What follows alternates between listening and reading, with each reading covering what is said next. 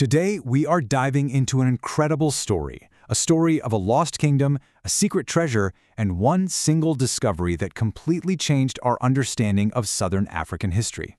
So I want you to picture this: a sacred hill, somewhere in southern Africa.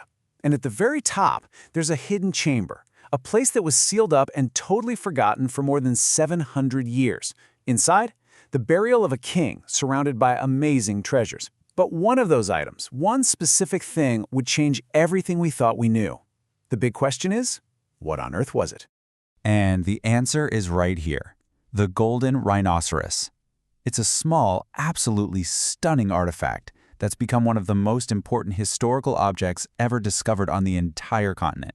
And believe me, it is so much more than just a pretty statue. It's literally a key to a forgotten world. Okay, so to really get why this tiny rhino carries so much weight, we need to take a closer look at the object itself and, the incredible civilization that brought it into being. I mean, the craftsmanship is just mind-blowing.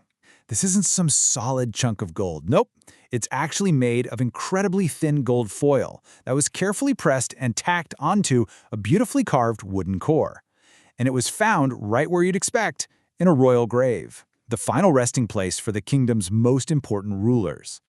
Right, so a treasure like this doesn't just, appear out of thin air. It's the product of a society that was wealthy, powerful, and highly organized. And that brings us to the kingdom of Mapungubwe. Now here's the crucial point.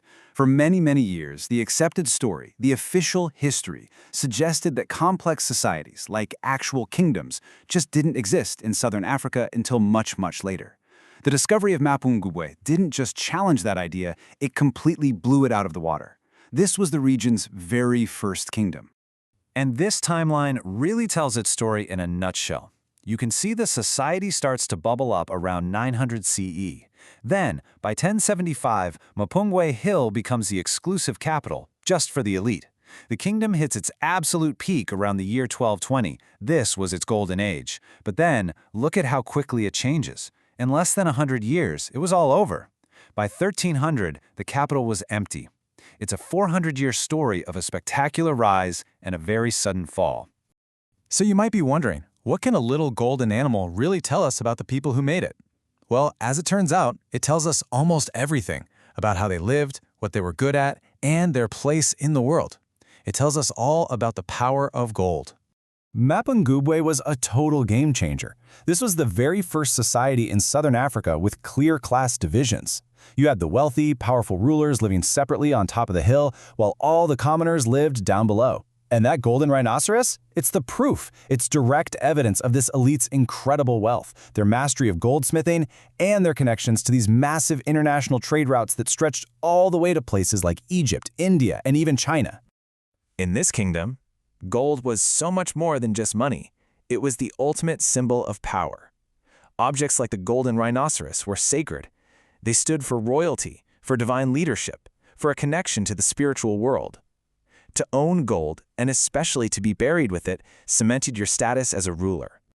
But, as we saw on the timeline, this golden age, well, it didn't last. The kingdom vanished, leaving its incredible treasures behind, buried in the dust. And that leads us to the next big mystery in our story. It's the question that hangs over so many ancient civilizations, isn't it?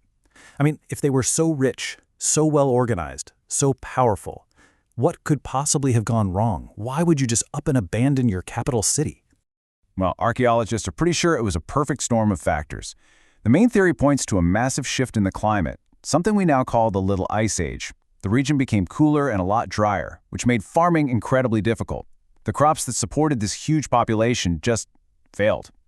At the exact same time, the whole center of trade and power in the region shifted north to a new, rising kingdom, Great Zimbabwe.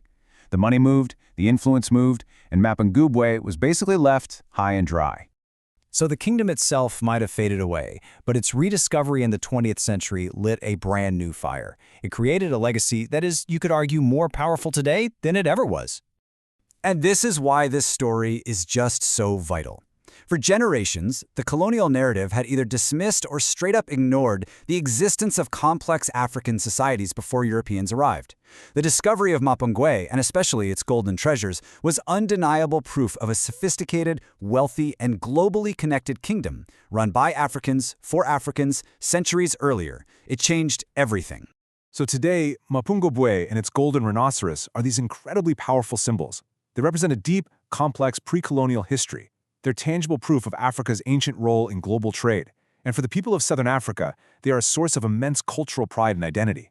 Its importance is now recognized around the world as a UNESCO World Heritage Site. At the end of the day, that golden rhinoceros is so much more than just a beautiful object. It's the key that was turned in a lock that no one even knew was there, and it opened a door to a lost chapter of world history that demanded to be seen. And it really makes you wonder, doesn't it?